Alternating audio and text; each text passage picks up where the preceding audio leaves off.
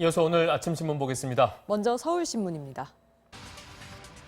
정부 통계보다 실물 경제 상황을 한 발 앞서 보여주는 경기 바로미터 업종들은 이미 코로나 불황에 진입한 것으로 나타났다고 합니다. 신종 코로나 우려로 손님 발길이 뚝 끊기면서 상품 알맹이가 팔리지가 않으니까 껍데기인 포장지, 쇼핑백 매출은 반토막이 났고 졸업식 줄 취소에 2월이 대목인 꽃시장은 매출이 90% 가까이 급감했다는데요. 중국을 비롯한 해외여행 취소가 잇따르면서 여행업계도 된서리를 맞았다고 합니다.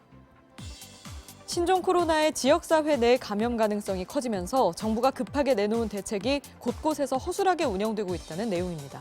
1339 콜센터 직원이 급하게 충원되면서 지침을 완전히 파악하지 못해 잘못된 응대를 하고 일부 선별진료소는 주차장 한쪽에 천막으로 급히 설치됐다고 합니다. 그렇다 보니 신종 코로나 안내 포스터만 붙어 있을 뿐 정작 환자를 상대할 의료진은 없다는데요. 그나마 지역보건소는 직원들이 번갈아가며 선별진료소를 지키는 등 뒤늦게 대책 마련에 나서고 있다고 합니다. 신종 코로나 바이러스 감염증 확산세 속에 몸에 열이 있는 손님을 아예 받지 않는 이른바 노피버존이 잇따라 등장하고 있다는 내용입니다. 감염 우려에 손님들 발길이 끊기자 일부 다중이용업소들이 문 앞에 공항 입국장에서나 불법한 열 화상 카메라를 들고 손님들의 체온을 확인해서 입장시키는 등 일종의 안심 마케팅을 벌이고 있다는데요. 노피버존이 잇따르면서 열 화상 카메라 대여업체들은 특수 호황을 맞았다고 합니다. 지난달 27일 신종 코로나 바이러스 감염증 세 번째 확진자의 동선이 공개되면서 SNS와 온라인 커뮤니티에선 민폐가 따로 없다는 비난이 쏟아졌다고 합니다.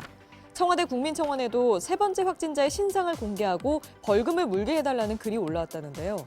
이에 일부 누리꾼들 사이에선 확진자의 행동에 대해 아쉬워할 수는 있어도 개인에게 비난을 돌려선 안 된다는 자성의 목소리가 나온다고 합니다. 비난하는 분위기로 일관의 자진 신고를 꺼리면 오히려 사태를 악화시킬 수 있다는 지적입니다.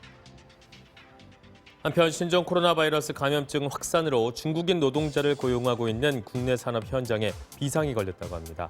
현재 중국인 취업자가 전체 외국인 근로자의 절반 가까이를 차지하는 까닭에 사태가 장기화될 경우 인력 수급에 차질이 빚어질 수 있다는 우려가 나오고 있다는데요. 특히 건설 현장은 외국인 10명 가운데 8명이 중국 출신인데 정부가 방문 취업 비자를 가진 중국 동포의 취업 교육을 중단하면서 부인난이 심각해질 것으로 예상된다고 합니다. 중국에선 신종 코로나 바이러스 감염증 창궐을 경고했다가 중국 당국으로부터 괴담 유포자로 몰렸던 의사가 뒤늦게 영웅이라는 찬사를 받고 있다고 합니다.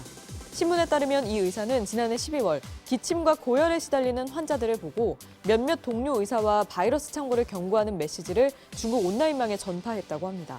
그러자 공안 관계자들이 찾아와 유언비어를 퍼뜨려 사회 질서를 어지럽혔다면서 기소될 수 있다는 내용의 협박성 서류를 들이밀고 서명을 강요했다는데요.